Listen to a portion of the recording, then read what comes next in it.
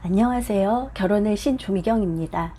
상담을 하다 보면 남성들, 내가 자녀가 있으니 상대도 자녀가 있으면 애들이 너무 많아지니 자녀 없는 여성으로 소개해 주세요 하는 분들이 꽤 많은데요. 남성들 경제력이 한 100억 정도 있으면 이런 부분으로 가능하겠지만 그렇지 않으면 어떨까요? 나만 좋다고 해서 내가 원하는 사람으로만 만날 수 있을까요? 상대만 좋다고 한다면 내가 그 사람을 만날까요? 역지사지라고 상대의 입장에서 생각을 해보시면 좋을 것 같아요. 다시 말씀드리면 내가 원하는 조건의 사람들이 생각하는 이성상 아주 중요합니다. 재혼은 크게 세 가지로 나눌 수 있는데, 첫째, 결혼식은 하고 혼인신고를 안 한 사실혼. 둘째, 자녀가 없는 무출산 재혼. 셋째, 자녀가 있는 재혼 으로 분류를 하는데, 여기서 자녀를 내가 데리고 있는지 전배우자가 데리고 있는지도 중요한 부분이고요. 그래서 오늘은 먼저 자녀가 없는 사실혼과 무출산 재혼에 대해서 나이대별로 말씀드려 보겠습니다. 스펙이 아주 좋은 30대의 사실혼이나 무출산 재혼 남성의 경우 초혼만을 원하시는 경우가 종종 있습니다. 이때 초혼으로만 원하면서 상대 여성의 나이, 학벌, 직업, 외모, 집안을 다 보시려고 하면 초혼으로 진행은 어렵습니다. 왜냐하면 나이, 학벌, 직업, 외모, 집안 다 갖춘 여성들은 조건 좋은 초혼의 남성들도 만나볼 기회가 많은데 굳이 결혼식을 한 사실혼이나 무출산 재혼을 만날 이유가 없는 거죠.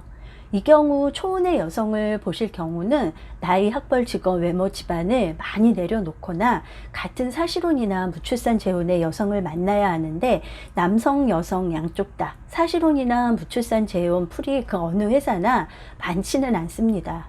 왜냐하면 30대는 아직도 결혼 안 하신 분들이 훨씬 더 많으니까요. 그런데 40대가 되면 얘기는 좀 달라집니다. 40대 초중반인 사실혼이나 무출산 재혼의 남성의 경우는 어느 정도의 스펙을 갖춘 초혼의 여성들도 만나볼 수 있습니다. 왜냐하면 골드미스들이 30대 후반 정도가 되었는데 도저히 남성의 스펙을 내려놓지 못하는 분들 중에서는 먼저 한번 다녀오신 남성들도 괜찮아요 라고 하시는 분들이 많이 계시기 때문이죠.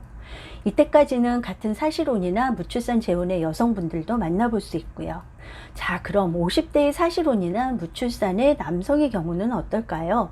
40대의 골드미스들 만나보실 수 있지만 그 경우의 수가 좀 줄어듭니다. 40대의 초혼 여성분들 중 많은 분들이 결혼을 하셨기 때문에 결혼 안 한 여성의 숫자도 줄어든 영향도 있고, 40대 이상 되면 결혼 후 여성들도 대부분 출산의 경험이 있기 때문에 무출산 여성들 숫자도 급격하게 줄어들어 사실혼이나 무출산의 여성분들 만나보기가 사실상 어려워지기 때문에 상대의 자녀를 수용하거나 상대의 전배우자 양육까지 만남을 해보셔야 합니다.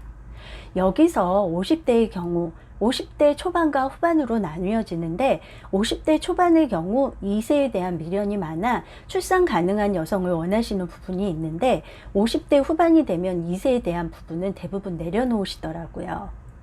그리고 60대 이상의 경우는 여성 쪽에 아이가 있다고 해도 다들 성장해서 독립을 하거나 최소한 대학을 다니기 때문에 자녀에 대한 부담도 없어 대화 코드 잘 통하는 여성을 가장 선호하세요.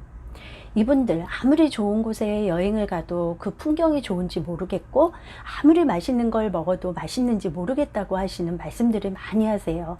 같이 여행 갈 수 있고 같이 맛있는 거 먹으러 가고 싶다고 하시거든요. 자, 지금까지 자녀 없는 사실혼이나 무출산 재혼 남성들의 나이대별로 세분화해서 말씀드려 보았는데요. 다음 영상에선 자녀가 있는 남성들이 원하는 상대는 어떤 분들인지, 또 어떻게 하면 재혼에 성공할 수 있는지에 대해 말씀드려 보겠습니다. 모든 싱글들이 다 결혼할 때까지 저 결혼의 신 조미경 열심히 노력하겠습니다. 감사합니다.